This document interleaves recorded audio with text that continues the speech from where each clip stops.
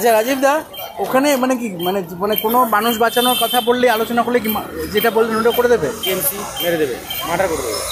Murder করাটা এমন easy?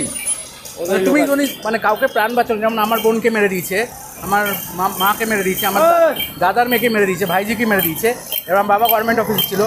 মানে মানুষ বাঁচানোর কথা বলে তুমি বলতে পারবে না স্বাধীনতা নেই? মানে নেই, মানে নদিয়াতে নেই টিএমসি না, ওর জায়গায় মার্ডার করে দেয়, ধান খেতে ফেলে দেয়।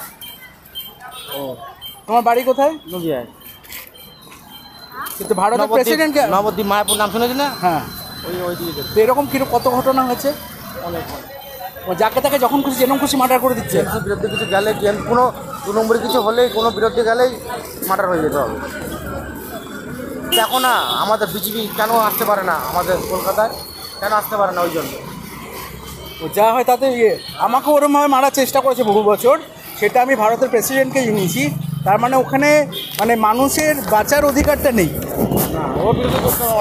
মানে ও যেরকম 2 নম্বরই করবে, যেরকম অরাজকতা করবে, যেরকম মানুষকে মারধর করবে, যেরকম ছিনতাই করবে, সেটাতে ওদের সহযোগিতা করতে হবে, মুখ বন্ধ করে থাকতে হবে। মুখ বন্ধ, হ্যাঁ, মুখ বন্ধ করে থাকতে হবে, যাতে মানে ওরা আপনার চাকরি খেয়ে নিক বা আপনার বাবা মাকে মানে অত্যাচার করুক বা টাকা পয়সা লুটে নিক, ওদের এগেনস্টে কোনো কথাই বলা যাবে না। মানে মুখ বন্ধ করে সহ্য করতে হবে। সিপিএমের সময় একই জিনিস ছিল, মারবে, ও মেসে ঢুকিয়ে দেবে ঘরে। আচ্ছা, মেসে ঢুকিয়ে দেবে, বলবে মাসি হয় এ হয় বলে ঢুকিয়ে দিয়ে, হ্যাঁ, আমার কথা দিয়ে কথা বলতে হচ্ছে কি ঘরে ছেলে মাসি। ও মানে এরকম নোংরামও করবে। হ্যাঁ, ঘরে ঢুকে ভাঙচুর মারবে। ও তাদের এগেনস্টে ভারত সরকার কিছু করছে না মোদিজি? পারবে না। কেন? পশ্চিমবঙ্গে মাত্র 10 কোটি লোক আছে, 10 কোটির মধ্যে হয়তো তৃণমূলের কতজন লোক আছে, মানে পলিটিক্যাল পার্টির লোকজন যারা তৃণমূলের হয়ে যারা আমাদের এইটা পাড়া, ওই পাড়াটার মধ্যে পুরোটা টিএমসি মানে সব মস্তান পুষে রেখেছে। আচ্ছা, আগে সিপিএমও তাই পুষে রেখেছিল। হ্যাঁ। আপনার বাড়ি কোথায়? আমার বাড়ি ছিল ব্যারাকপুর, টিটাগড়ে থাকতাম ভেটেরিনারি প্রোডাকশন সার্ভিস লিমিটেডে। তো ওখানে আমার বাবা ইঞ্জিনিয়ার ছিলেন। তো ওখানে গিয়ে আমার মাকে তারা এরমভাবে মেরেছিল, বাবা যখন ওয়েস্ট বেঙ্গল অ্যাগ্রো ইন্ডাস্ট্রিতে কাজ করতো। তো আমার বাবা সব মানে অনেস্ট গভর্নমেন্ট অফিসার ছিলেন। তো ওরা 2 নম্বরই করে গভর্নমেন্টের জিনিস নষ্ট করার যারা দলে আছে, মানে ধরো গভর্নমেন্টের প্রজেক্টে ঘুষ খেয়ে প্রজেক্টে অনেকে পাইয়ে দিতে হবে, সেই সব কাজ না করলে তাকে তোলে। কোমরের মেশিন দিয়ে হাত দেবে, পুলিশ চলে যাবে বলবে। পুলিশ সাহায্য করে ওদের? হ্যাঁ, হাত দেবে, কোমরের মেশিন দেখবে, হাত দিয়ে বলে চলে যা। চলে যাবে মানে? চলে যা, দাঁড়াস না।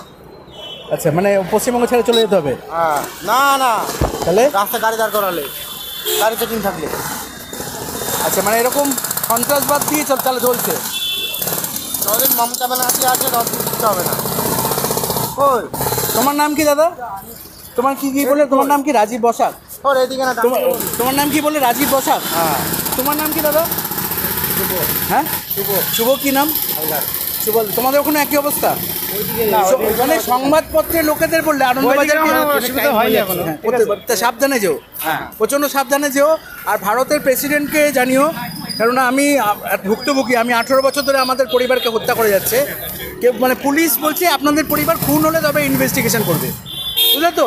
তো সেটা তুমি ভারতের প্রেসিডেন্টকে জানিও, কারণ পুলিশকে আমি জানিয়ে ক্লান্ত হয়ে গেছি। আমরা তো একটা গণতান্ত্রিক দেশে বাস করি। ঠিক আছে, ভালো থেকো।